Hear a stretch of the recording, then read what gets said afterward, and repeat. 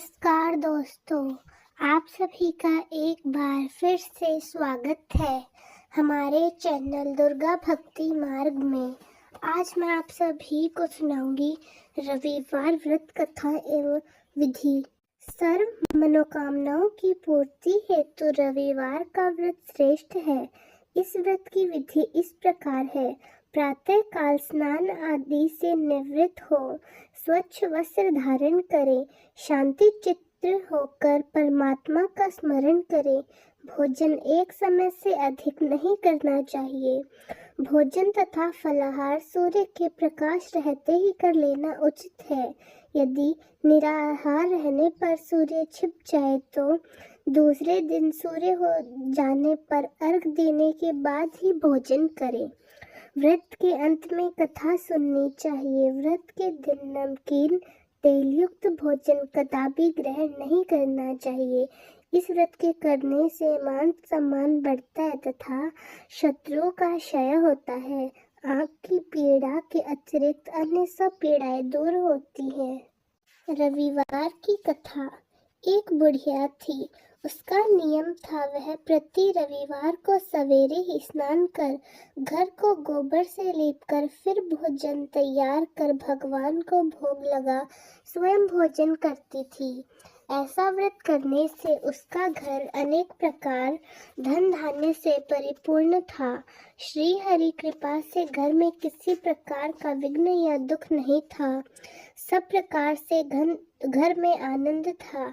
इस तरह कुछ समय बीत जाने पर उसकी एक पड़ोसन जिसकी गौ का गोबर वह बुढ़िया लाया करती थी, विचार करने लगी कि यह बुढ़िया हमेशा मेरी गाय का गोबर लेकर जाती है, इसलिए अपनी गाय को घर के भीतर बांधने लग गई।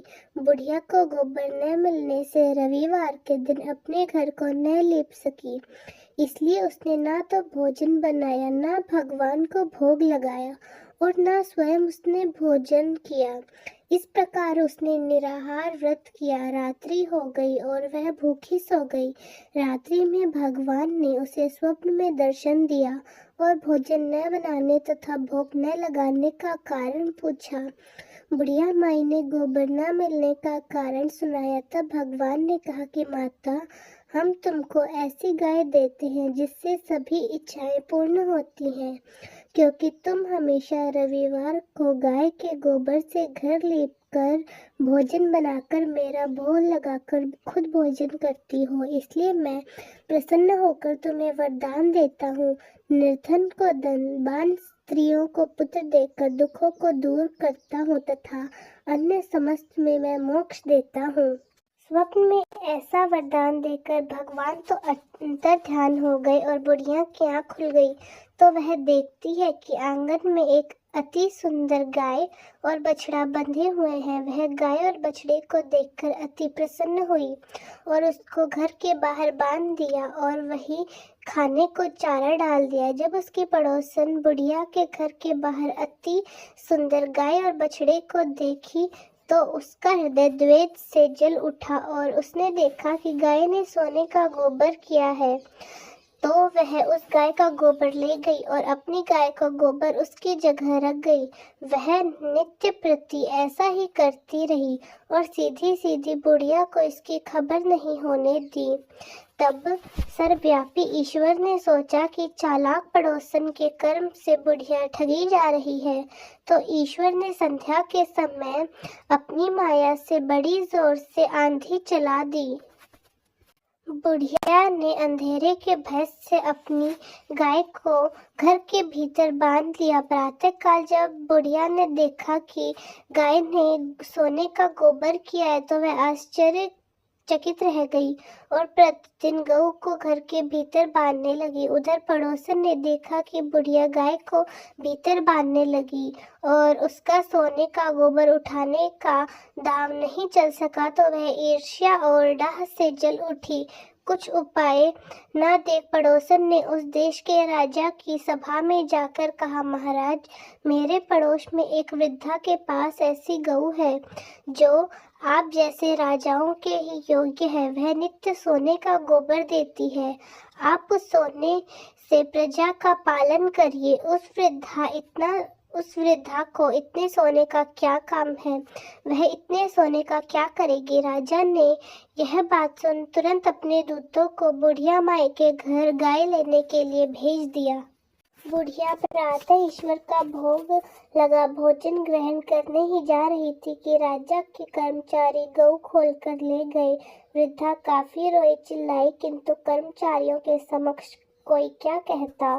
उस दिन गाय को ले जाने के बाद बुढ़िया माई गाय के वियोग में कुछ नहीं खा सकी और रात भर रो रो कर ईश्वर से गाय को पुनः पाने की प्रार्थना करती रही। उधर राजा गाय को देखकर बहुत प्रसन्न हुआ, लेकिन सुबह जैसे ही वह उठा, सारा महल गोबर से भरा दिखाई देने लगा। राजा यह देख घबरा गया। भगवान ने रात्रि में राजा को स्वप्न में कहा, राजा, गाय बुढ़िया को लौटाने में ही तेरा भला है। उसने रविवार के व्रत से प्रसन्न होकर मैंने उसे यह गाय उपहार में दी थी।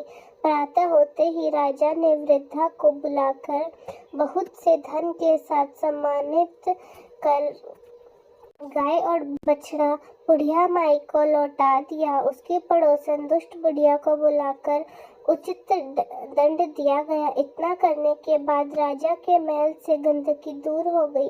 उसी दिन से राजा ने नगरवासियों को आदेश दिया कि राज्य की तथा समस्त मनोकामनाओं की पूर्ति के लिए रविवार का व्रत करो। व्रत करने से नगर के लोग सुखी जीवन व्यतीत करने लगे। कोई भी बीमार तथा प्रकृति का प्रकोप उस नगर पर नहीं होता था। सारी प्रजा सुख से रहने लगी। तो दोस्तों, कैसी लगी आपको हमारी आज की कथा? कमेंट्स में ज़रूर बताएं। धन्यवाद।